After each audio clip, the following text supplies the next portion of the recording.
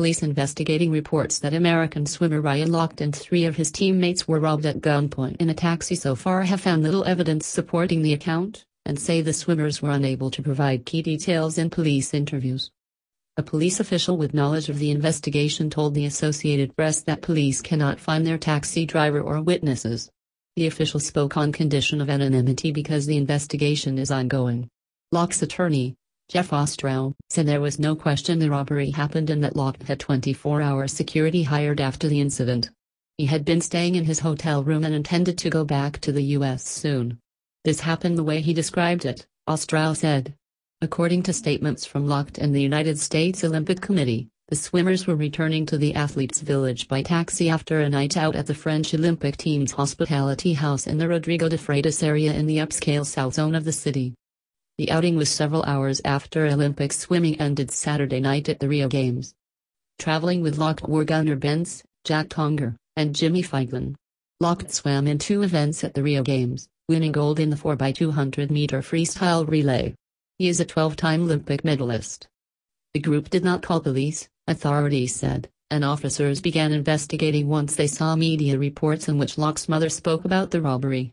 Police interviewed Lochte and 1 other swimmer, who said they had been intoxicated and could not remember what type and color of taxi they rode in or where the robbery happened, the police official said.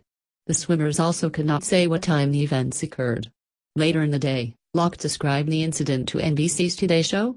"We got pulled over, in the taxi, and these guys came out with a police badge, no lights, no nothing, just a police badge, and they pulled us over," Lochte said.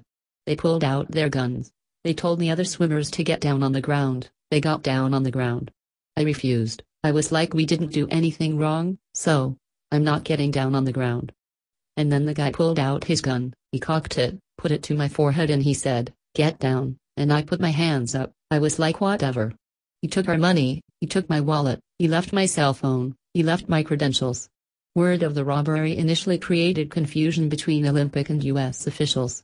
An International Olympic Committee spokesman at first said reports of the robbery were absolutely not true, then reversed himself, apologized and said he was relying on initial information from the USOC that was wrong.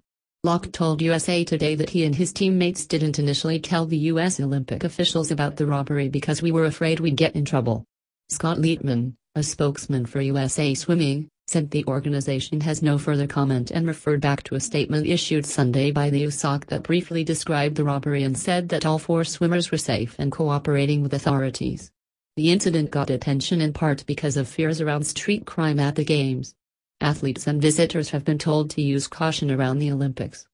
Street crime was a major concern of Olympic organizers, and Brazil deployed 85,000 soldiers and police to secure the Games, twice as many as Britain used during the 2012 London Olympics. Authorities are treating the swimmers as victims and continuing to investigate, looking for security footage at the French hospitality house and nearby gas stations to build a timeline of the night. Security footage from the athletes' village obtained by police shows the swimmers arriving at 6:56 a.m. on Sunday morning, the official said. Rio police commonly struggle to obtain information while investigating street crimes in Brazil as they encounter dozens of robberies a day in the violence-ridden city and lack the resources to get to the bottom of every case.